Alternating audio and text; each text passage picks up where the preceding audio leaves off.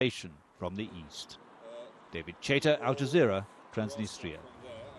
The price of petrol in Iran has jumped overnight. It's part of a program led by President Hassan Rouhani to try to cut government spending and reduce subsidies on a range of goods. Caroline Malone has more. Iranians have got used to buying cheap petrol, in fact, some of the cheapest in the world. But when people woke up on Friday, the price of subsidised fuel had gone up from 12 to 20 cents a litre. That's going to hit some harder than others. They should give the gasoline subsidies to us, taxi drivers, and cut the subsidies of private cars. Price of gasoline should even be doubled and tripled, but only for personal cars, not for taxi drivers. The Iranian government still has a far bigger bill to pay. Direct handouts worth the equivalent of about $1 billion a month. At the moment, most Iranians can apply for these handouts. President Hassan Rouhani has tried to persuade people to go without the $14 a month by appealing to the wealthy on state TV. But on Wednesday, 95% of people said they still needed the money.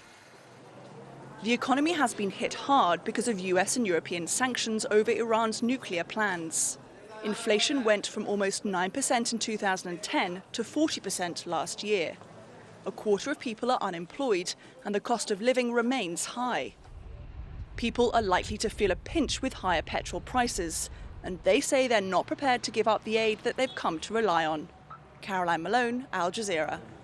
Well, joining us now from Dubai is Amir Handjani. He's lead director of Petroleum. That's an oil and gas company with extensive drilling operations in the Middle East. Thanks very much for being with us. Just why does Iran need to make these cuts, and how desperate is the situation? Nice to be with you. Well, unfortunately, years of mismanagement of the Iranian economy, coupled with sanctions, have brought Iran to the precipice right now. And President Rouhani needs to implement subsidy reform because the government simply doesn't have money to pay the people off anymore. So he's managed to cut subsidies on petrol, raise the price of gas, but he's not managed to cut back on those aid handouts. So is this going to be enough of a change for the economy? Well, if you recall, the first phase that was implemented in February didn't go very well. He phased some of the cash handouts by giving people food handouts. Food cards, essentially.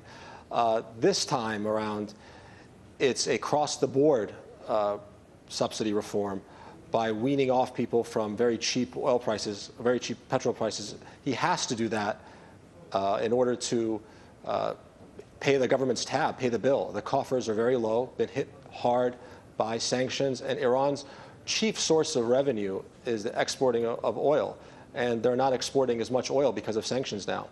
He may have to do that. He may have no other option, but do Iranians see it as a necessary evil?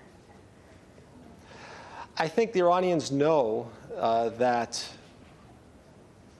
years of mismanagement has brought them to this point. They're definitely very upset.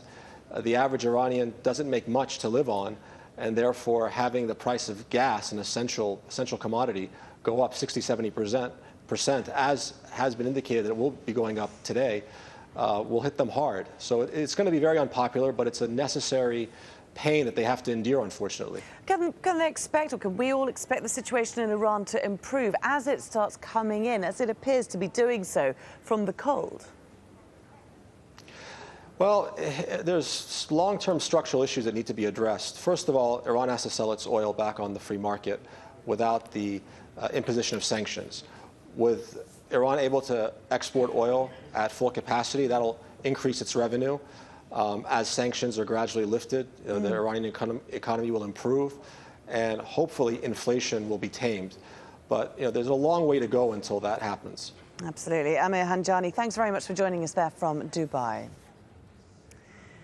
There's been another set